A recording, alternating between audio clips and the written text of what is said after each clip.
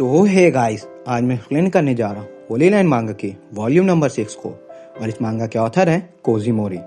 और इस वीडियो पे मैं मांगा का चैप्टर नंबर 56 से 60 तक कवर करने जा रहा हूँ।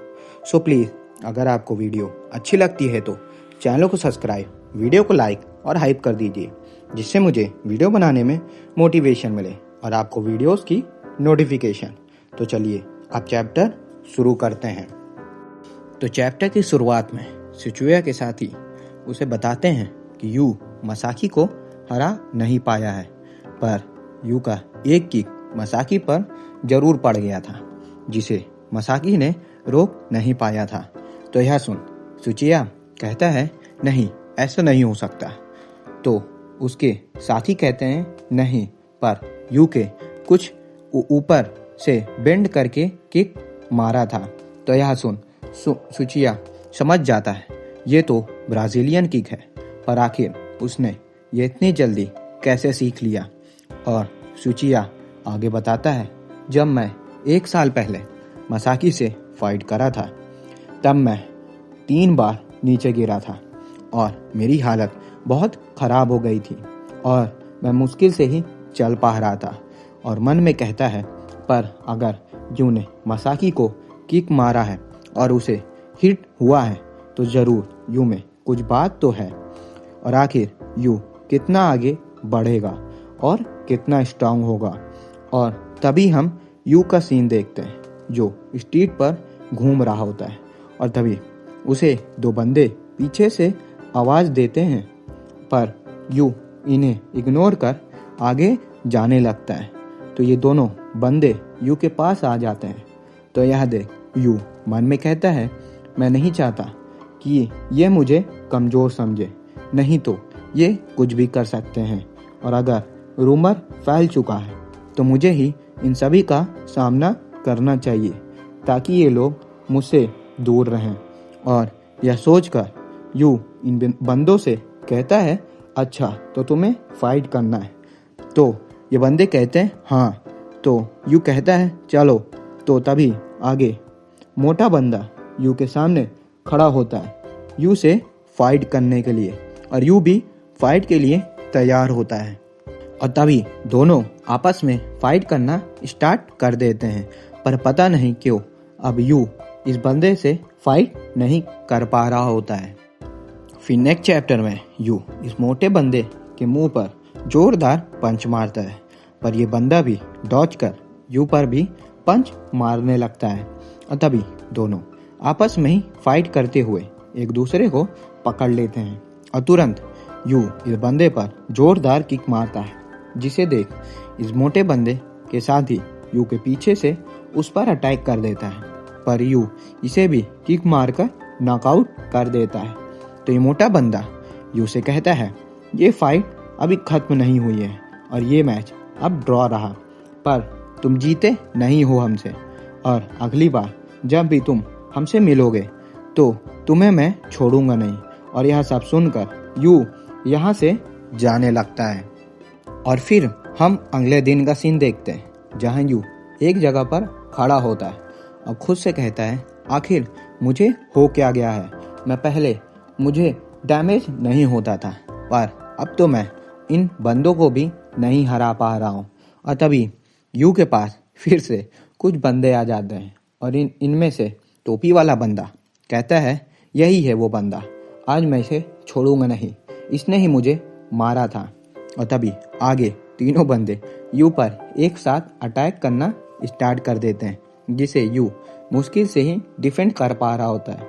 और तभी एक बंदा यू के नीचे से पैर पकड़ लेता है, जिसे देख तीनों बंदों को एडवांटेज मिल जाता है और यू पर एक साथ अटैक कर यू को मारने लगते हैं।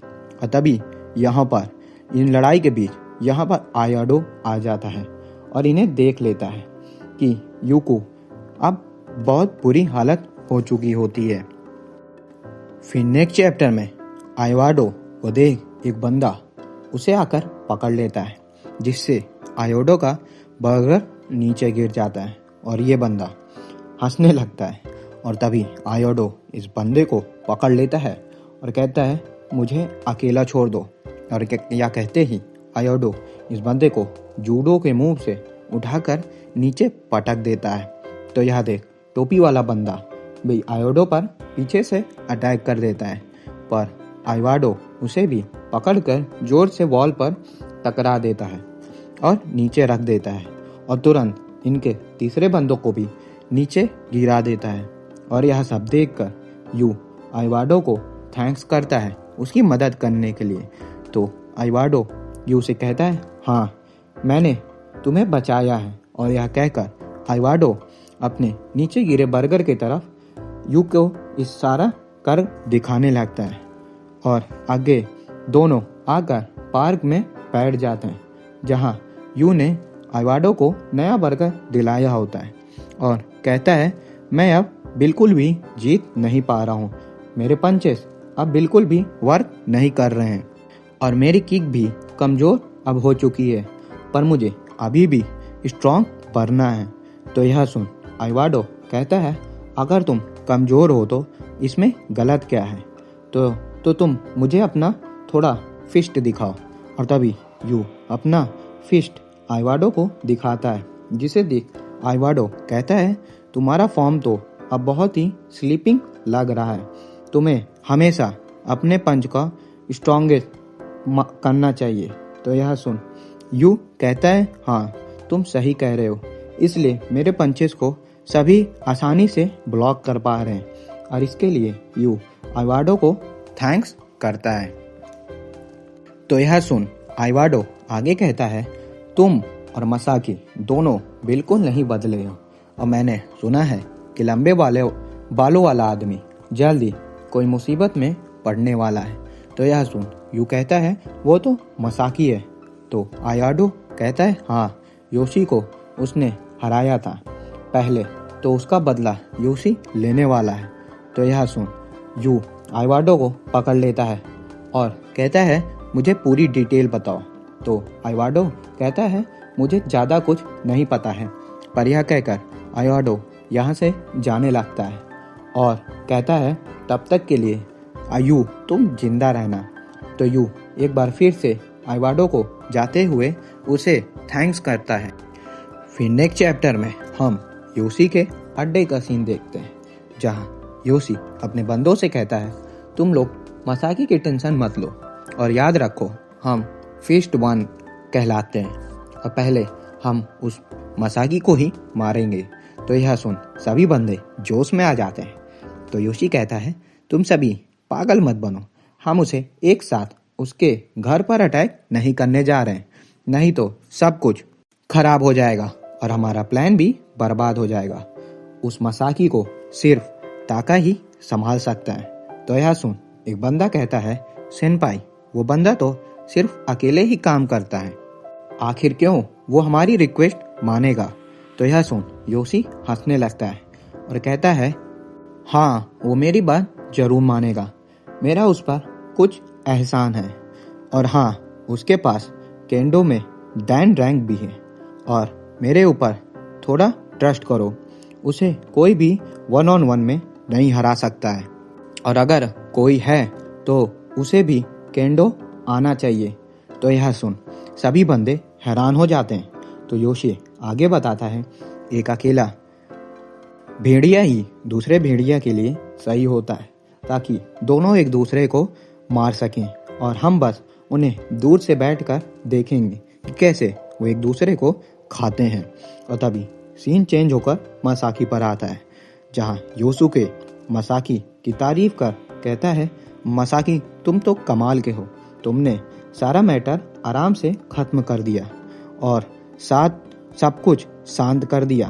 तो मसाकी का दूसरा साथ कहता है, लोग कह रहे हैं कि यू अब बिल्कुल कमज़ोर हो चुका है, उसे अब कोई भी पीट कर चला जा रहा है और ऐसा लग रहा है कि अब थग हंटर का नाम बिल्कुल खत्म हो चुका है। तो यह सुन मसाकी मन में कहता है, यू आखिर अब तुम यहाँ से क्या करने वाले हो, क्या करते हो क्या नहीं, ये सब अब तुम पर ही अकेले पर निर्भर करता है। और तभी हम यू का सीन देखते हैं, जो घर के अंदर बॉक्सिंग प्रैक्टिस कर रहा होता है और आइवाडो की बातों को ही सोच रहा होता है और प्रैक्टिस करने के बाद यू खुद से कहता है अब मुझे मसाकी से मिलना ही होगा। पर यह कहकर यू नीचे बैठ जाता है और कहता है आखिर मैं अब मसाकी को कैसे अपना ये फेस दिखा सकता हूँ इतना सब होने के बाद भी। फिर नेक्स्ट चैप्टर में हम स्कूल का सीन देखते हैं जहाँ यू और शिन दोनों एक जगह पर बैठे होते हैं और शिन कहता है अच्छा तो वो जगह जहाँ मसाकी हमें मिल सके, पर यू मुझे नहीं पता कि आखिर मसाकी कहाँ मिलेगा। पर हाँ यू मैं तुम्हें बताना चाहता हूँ कि उस इंसिडेंट के बाद से अब मैं तुम्हारे साथ रात में नहीं निकल सकता, तो तुम्हें अकेले ही जाना होगा और मसाकी को ढूंढना होगा। पर एक बंदा है जिसे पता होगा कि मसाकी कहाँ पर मिलेगा और वो है योसुके, जो मसाकी के साथ हमेशा रहता है। और तभी अगले सीन में हम देखते हैं कि यू ढूंढते हुए योसुके को ढूंढ लेता है और यू को देख योसुके चिल्लाता है अरे ये तो यू है, पर तुम तो आजकल बंदों से बहुत हार रहे हो। तो यह सुन यू योसुके से पूछता है आखिर मुझे बताओ मसाकी कहाँ पर है। तो योसुके मसाकी को आवाज लगाकर कहता है यू तुमसे मिलने आया है कुछ मैटर पर और शायद तुमसे रिवेंज लेने आया है उस लड़ाई का। तो यह सुन यू को देख मसाकी उससे पूछता है बहुत दिन बाद मिले यू। तो मसाकी के पास आकर यू कहता है जो कुछ पहले हुआ था उसके लिए मुझे माफ कर दो, पर मुझे आपको कुछ इम्पोर्टेंट बात बताना है। मैं पहले आइवाडो से मिला था और उसने मुझे कहा कि सेतासुके योशी मसाकी के पीछे आ रहा है। तो यह सुन मसाकी कहता है हाँ मुझे पता है, तो क्या तुम मुझे इसके लिए ही वार्न करने आए थे? इतनी छोटी सी बात पर तुम टेंशन मत लो और अपना ध्यान रखो। तो यह सुन यू कहता है मसाकी मैं आपसे टीम अप करना चाहता हूँ। तो यह सुन मसाकी सीरियस हो जाता है और यू से कहता है मैंने सुना है कि तुम आजकल अपने सारे फाइट सभी बंदों से हार रहे हो और तुम कमजोर भी हो चुके हो। तो यह सुन यू कहता है हाँ ये सच है, पर अगर तुम मुझे कुछ एडवाइस दो। तो यह सुन मसाकी कहता है अच्छा तो तुम मेरी मदद करना चाहते हो, पर तुम्हें देखकर लगता है कि तुम्हें ग्रुप में मिलकर बंदों ने बहुत मारा है, पर मेरे जैसा स्ट्राइकर हमेशा उनसे दूर रहता है और उन्हें पंच मारकर उन्हें दूर रखता है। तो यह सुन यू कहता है हाँ सही है, पर मेरे फिस्ट ने अब अपनी पावर खो दी है। तो यह सुन मसाकी कहता है अगर तुम्हारे फिस्ट ने दोबारा पावर आ जाए तो तुम्हारे पास फिर से वही वायलेंस शुरू होने लगेगा, तो क्यों ना तुम अपने फिस्ट पर निर्भर ही मत रहो। और यह कहकर मसाकी यहाँ से जाने लगता है। और तभी अगले सीन में हम योशी के गैंग मेंबर को देखते हैं जो ताका के घर के पास आए होते हैं और उसे चिल्लाकर घर के बाहर बुला रहे होते हैं बाहर आओ हम तुमसे कुछ बात करना चाहते हैं। तो इन्हें देख अंदर से ही ताका कहता है देखो तुम लोग अपने तरफ छोटे छोटे टॉय लेकर आए हो और मुझे पता है कि तुम लोग योशी के ही गैंग के बंदे हो, तो क्यों ना हम थोड़ा आपस में खेल लें। तो गाइस यहीं पर होली लैंड मांगा का चैप्टर नंबर 60 खत्म होता है और आगे के चैप्टर मैं जल्दी लाऊंगा। और हाँ इस वीडियो पर मैं 100 लाइक्स और 50 कमेंट का टारगेट रखता हूँ। और अगर आप लोगों को वीडियो अच्छी लगी हो तो चैनल को सब्सक्राइब, वीडियो को लाइक और शेयर कर दीजिए। तो मिलते हैं नेक्स्ट वीडियो में, तब तक के लिए सायोनारा।